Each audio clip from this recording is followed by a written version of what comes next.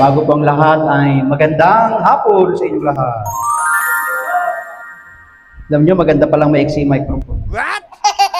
Kasi naipon dito lahat. Ayaw, di ba? Hindi ako abot dun. Anyway, sa lahat daw ng pangyayari, may mabuting layunin ang Panginoon. Sabihin mo sa katabi mo, mabuti ang Diyos. Palakpakan natin ng malakas ang ating Panginoon.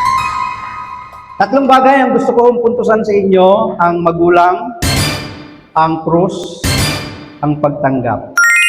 Medyo mahaba po kasi yung pagbasa, maraming pwedeng kuhain mga topic, pero ito lang yung aking pupuntusan. Magulang. Bakit magulang? Sabi ng Ephesians, ibigin mo ang iyong ama at ina. Sundin. Diba sabi doon? Sapagkat ito ang unang utos na may kalakip na pangako. Giginhawa, lalawig ang iyong buhay dito sa lupa. Kaya nga po, tingnan ninyo ang inyong mga katabi. Kapag ang edad niyan ay linya 7, linya 8 na, ibig sabihin mabuting anak yan. Parang hindi kayo kumbinsido. Oo, kasi ang isa sa pangako ng pagiging masunurin natin, mapagmahal sa magulang, hahaba ang buhay.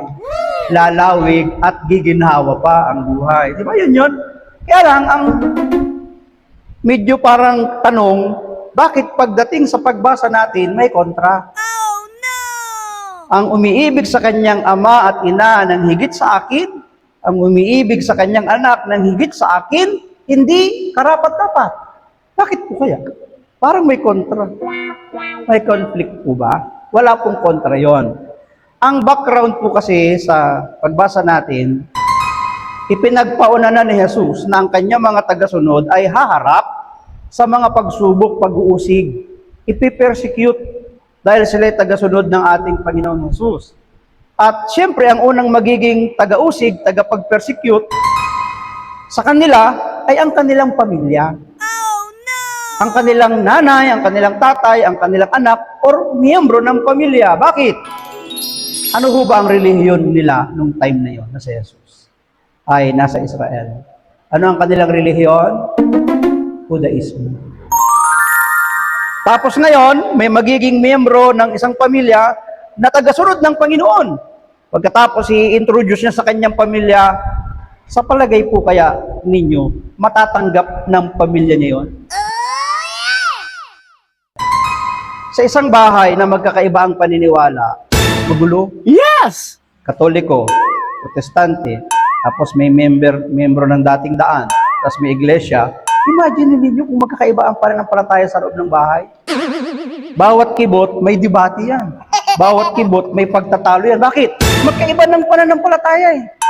Pagkatapos ngayon, i-introduce mo yung bago. Ay, anong mangyayari sa'yo? Kukontrahin ka. Uusigin ka. Sige, pagpatuloy mo yan, tatakwil ka namin. Kung ikaw yung anak, pwede kang matakot. Pero dahil tagasunod ka ng ating Panginoong Yesus, ang dapat una mong iibigin, siya. Bago mo sundin yung nanay at tatay mo dahil kumukontra sa iyong pananampalataya bilang tagasunod ng ating Panginoong Yesus. Puntahan natin yung Ephesians. Sino bang kausap ni Pablo sa mga taga-Ephesian? Kristiyano. Sino ang nagtuturo sa kanila? Kristiyano. Kung pareho tayong Kristiyano, dapat lang sundin mo, igalang mo ang iyong ama at ina. Yes! Pero pagdating ng panahon ni Jesus, nililiwanag niya, nililinaw niya na dapat unahin siyang ibigin bago ang kanilang ama at ina na kumukontra, tumututol, umuusig sa kanila bilang tagasunod ng ating Panginoong Yesus. Tayo din naman nung una, nung makakilala tayo kay El Shaddai, nung inintroduce niyo ba si El Shaddai, tinanggap ba kayo agad? Kontra nga sila, tutol nga sila eh, di ba? Ano ang sabi minsan nung isang nanay nung isang naging preacher? Ano? Magpipreach ka. Magiging disciple ka.